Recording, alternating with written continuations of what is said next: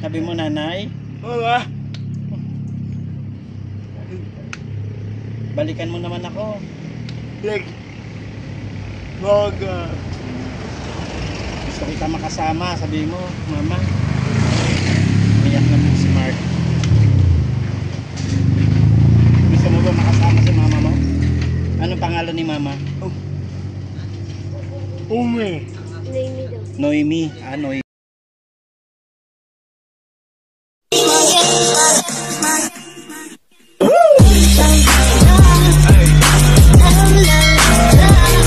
So ayun, sa mapagpalang araw po sa ating lahat, mga kapatid, mga kalingap. Tayo po ay galing sa simbahan, pero yan, kasama natin Aljos Eagle. Andito po tayo sa Antipolo. At pagkagaling natin sa simbahan, papunta sana tayo sa bahay ng aking biyanan. Pero along the way, may nakita kaming isang bata na nakahandusay dito sa daan. At medyo parang tingin ko ay nangihingi siya ng limos o konting tulong para po siguro ay para sa kanilang pang-araw-araw. So andito siya sa labas, di ko alam kung bahay nila ito, labas ng bahay, o baka parang medyo familiar siya sa akin. At nandito siya para manghingi, no? Manghingi ng para sa pagkain. So yan, si Aljos Eagle, kasama natin. At papakita ko po siya sa inyo, mga kalingap at mga kapatid natin, no? Mga ka-love and care. So ito po siya, oh. Yan, kita natin siya at kumakaway-kaway nga siya, oh. Kumakaway-kaway siya. Minto kami dito at medyo malayo-layo pa yung ating pwesto kung saan nandoon ang bata.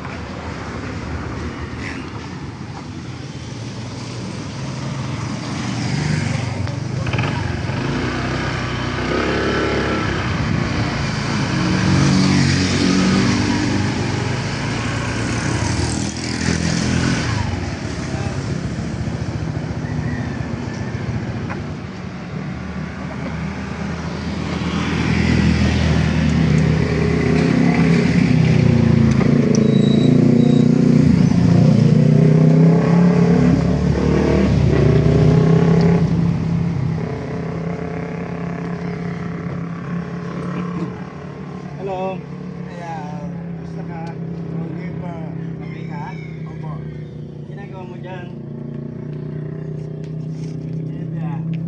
Nag-ano ka? Nag-hingi ka ng pera? Ano pangalan mo? Mark. Mark? Opo. Ilan taon ka na, Mark? 18. 18? Wow! 18 years old na pala si Mark. Mark, araw-araw mong ginagawa yan? Bakit? Bakit? Pangkain? Pangkain. Bakit? Wala ka ng magulang? Ilan? Meron ka magulang? Ano ng nanay? Wala. Wala ng nanay? Alin? Umalis? Yan tatay. Ay, patay na ang tatay. Meron ka mga kapatid? Ilan ang kapatid mo? Dua. Dalawa? Dalawa kayo? O ilan kayo? Tatlo? Oo. Ikaw ano ka, bunso? Opo. Asan si kuya mo? Yun. Umalis? Yung isa? Yan. Nandyan. Hindi ka nakapag-aral, ano? Di ba? 18 years old na si Mark. Mark, ano apelido mo? Ina. Hindi natin masyado maintindihan, ano? Pero wala ka bang kasama dyan? Inin ka. Meron. Buti hindi kayo nabot ng ulan dyan. Di ba? Hindi kayo nabot ng ulan. Pag umulan, pasok ka na sa loob. Sino yan? Sinong bumibili ng pagkain kapag may nagbigay na sa'yo? Sila? Silang nabili, binibigyan ka lang. Pinapakain ka lang. Nakakaawa naman po ang kalagayan ni Mark. Hindi natin alam kung ano yung kung ilan yung membro ng pamilya na nakakasama niya dito.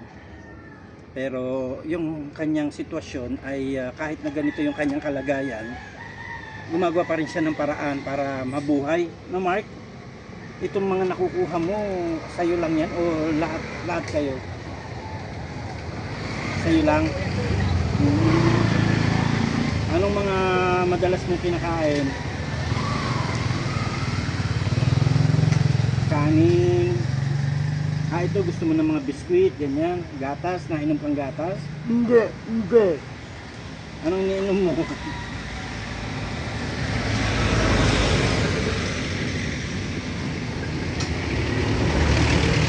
May wallet pa siya, may wallet. Maraming laman ang wallet mo? Kape, iniinom niya. Kape! Mahilig ka magkape. Tapos tubig. Ayan, marami na laman yan. Meron? Marami ka na hihingi pag dito ng mga nagdadaan? Aba. So yun, nakakaawa po si Mark. 18 years old na siya. Pero gumagawa pa rin po siya ng paraan para sa sarili niya. Hindi na siya nakapag-aral, pero sinisikap niya po na hindi maging pabigat, no? 'Di ba? Hindi siya maging pabigat sa pamilya. Mark, pagka araw-araw sinong kausap mo dito sa bahay mo? Wala. Wala?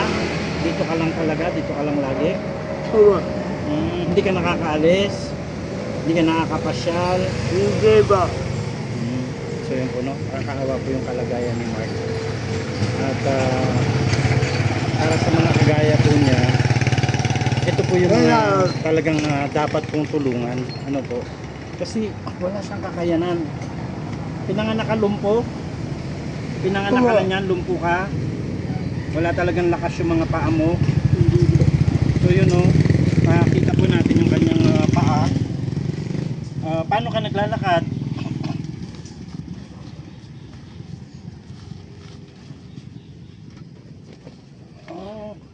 Nakakagabay-gabay pala siya. So kung may tungkod ka, makakalakad ka. Aba. Yung tungkod na ganyan, yung parang apat ang paa, makakalakad ka. Aba. Nasubukan mo na rin ba magkaroon ng wheelchair? Nun ba? Meron siya wheelchair. Sino nagtutulak? Sino nagtutulak ng wheelchair mo? Ikaw lang mag-isa? Buti hindi ka na susubsob pagka pababa na. Hindi. Nagapang ka? Nagapang daw siya. Dapat sa kanya pala yung wheelchair na may umaandar tapos may preno, no? Para mas makarating siya sa ibang lugar. Hindi man siya lagi nandito lang. Minsan po, pumupunta po siya doon. Bumibili. Saan? Minsan po, bumibili po siya doon. Bumibili siya doon? Marunong siya bumili? Ano siya, kaibigan mo? Ilan ang kapatid niya? Sige po. Hindi. Wala. Lima sila. Ha? Lima. 5. 5 pala sila. So dito siya nakatira. Dito siya nakatira. Yung tinitira niya diyang kapatid.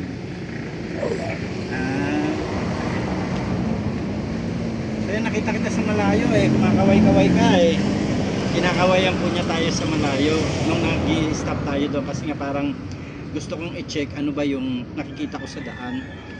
So almost everyday pala nandito ka. Ito yung kinabubuhay niya. Ito yung paraan niya para mabuhay. No? Ang dami nating tinutulungan ng mga malalakas na tao. Pero tingin ko mas karapat dapat pong tulungan yung mga kagaya ni Mark. No, na walang tatay, may nanay naman pero iniwanan siya. Gusto mo ba dapat na nandito si nanay mo? Alagaan ka ni nanay? Anong sabi mo kay nanay kung nanonood siya? Ano masasabi mo sa kanya? Parang naiiyak na po si Mark. Sabi mo, nanay, Wala. balikan mo naman ako. Like. Baga. Gusto kita makasama. Sabi mo, mama. Iyak na po si Mark. Gusto mo ba makasama si mama mo? Anong pangalan ni mama? Umi. Noemi daw. Noemi. Noemi. Noemi po ang pangalan ng nanay niya. So yun ang nakakaawa yung kanyang kalagayan at talagang tingin ko si Mark mas gusto niya na merong nanay. 'Di ba? Kung si Nanay Noemi ay nakakapanood po at malakas pa po ang inyong katawan, sana naman po maalala ninyong bisitahin. Pumupunta ba dito si mama mo? Leg. Kailan daw? Uuwi daw siya? Oh, Lago. Kukunin ka niya? Gusto mo ba kunin ka ni mama mo? Ayun po, so ito atin no. Ha? Saan kayo pupunta po? Doon sa Mindoro? Nasa Mindoro ba yung nanay niya? So, may mga pamilya na bang nanay niya? May pamilya na si mama mo? La. Kailan daw siya pupunta dito? Sigot. Lam. Hindi niya daw alam. So yun mga kalingap, mga kalab and care, si Mark po ay nakita natin nakahandusay dito sa karsada. Ang kanya palang purpose na ginagawa dito ay manghingi po ng konting barya, konting pera mula sa mga taong may mabubuting puso upang may pambili niya ng biskwit, tinapay, kape at makapagluto rin siguro, bigas. Nakain ka rin ng kanin yung bigas, mga pang-ulam-ulam at yun nga, hindi natin alam kasi parang walang tao dito baka po mayroong gustong makatulong po kay Mark. Ayan, so message nyo lang po ako sa Rich Falcon TV. Yan po ang ating official YouTube channel at siya na rin po ang ating Facebook page, at sa mga nais pong kumontak para makapagbigay po tayo ng konting tulong kay Mark, ayan, pwede niyo po akong puntahan sa aking messenger account, Ricardo Bernardo, open and close parenthesis, Ikong. Ayan, at yun po, makipag-ugnayan po kayo sa akin upang ating mabalikan ang batang si Mark. 18 years old na si Mark, kawawa naman at lagi na lang dito sa karsada at siya po ay nakakaya namang maglakad kung meron po siyang tungkod or minsan ay gumagamit siya ng pagka ba siya gumagamit ng wheelchair, doon siya nakakabili. Naglalakad lang? Yung ginagamit niya po yung apat. Yung apat na ganyan. Okay. So meron naman pala siyang mga gamit, Wala na? Nasa na? Ito. Kuha. Sino nagkuha? Hindi mo alam, ninakaw? Ninakaw daw yung kanyang tungkod na apat ang paa. Ano ba yan? Kang ba yan? Kawawa na nga si Mark, ninakawan pa. Hindi niya daw alam po kung sinong kumuha. So yan, tayo pa yung magbibigay ng konting tulong kay Mark. Pero for sure, babalikan po natin siya. Kasi mas mainam po na ang ibigay natin sa kanya ay yung mga bagay na pwede na niyang kainin. Kasi kung bibigyan pa natin siya ng pera ay minsan din natin alam kung saan pa siya mapupunta or baka yung pera ay mawala. Pero kung bibigyan natin siya ng pagkain, mga biskwit gusto mo, biskwit, kape. Nakakapagtimpla ka ng kape mag-isa? Sino nagtitimpla ng kape mo? Baba. Sa baba. So yun, may mga tumutulong pa pala sa dyan sa baba. Okay.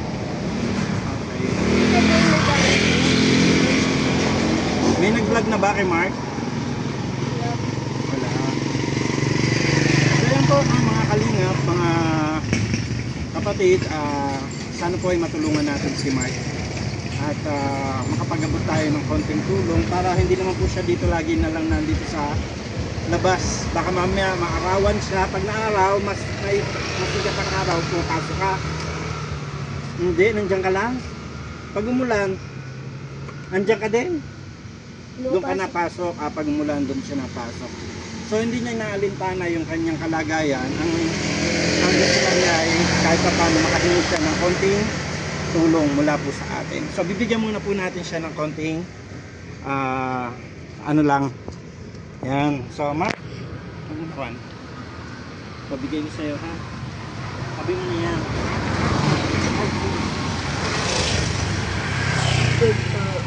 Sabi mo na yan, Mark, ha? Ano masasabi mo kay Kuya Rich? Ako si Kuya Rich. Kuya Rich si Ate Aljos. Ayan, maraming salamat din po. At yung binigyan natin siya ng konting halaga na pwede niya magamit pagbili ng kanyang mga makakain. And subukan natin siyang balikan. Madala natin siya ng mga pangangailangan niya dito, no? Kawawa naman si Mark, oh. Pero saludo tayo kay Mark kasi hindi siya umaasa lang, di ba? Nagtsatsaga siya dito sa labas para kahit paano ay meron naman siyang mahinging konting barya para po sa pangangailangan niya. So hindi siya nagiging pabigat sa mga kasama niya.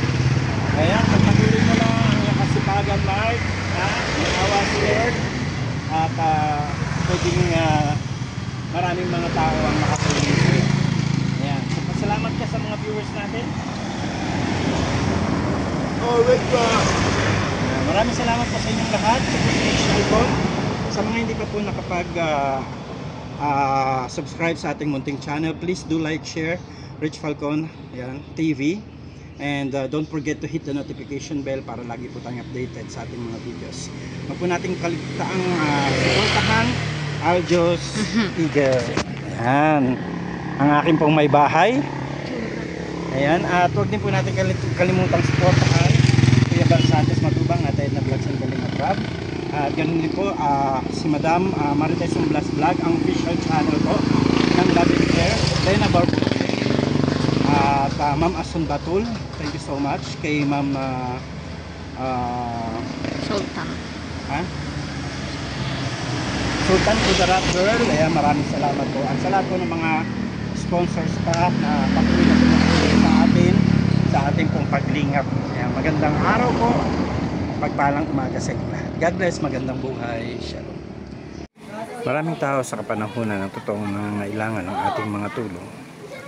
At habang tayo po ay nakapagbibigay, ay patuloy din po nating nararamdaman ang fulfillment sa ating buhay. Na kahit paano ay pakiramdam natin na meron tayong nagawa para sa mga tao na katulad po ng kalagayan ni Mark. Namatay ang tatay at iniwanan siya ng kanyang nanay sa piling ng kanyang mga kapatid. Ito si Mark na kumakaway habang tayo unti-unting papalayo.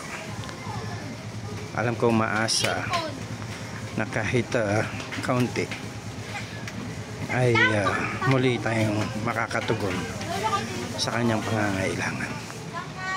At sa lahat po ng mga nagmamahal at nagmamalasakit sa mga taong totoong nangangailangan, nawa po ay mabigyan nating pansin ang kagaya ni Mark. Maraming salamat po sa inyong lahat. Magandang buhay po sa atin at pagpalain po tayo ng ating poong may kapal. God bless you. Magandang buhay. Shalom.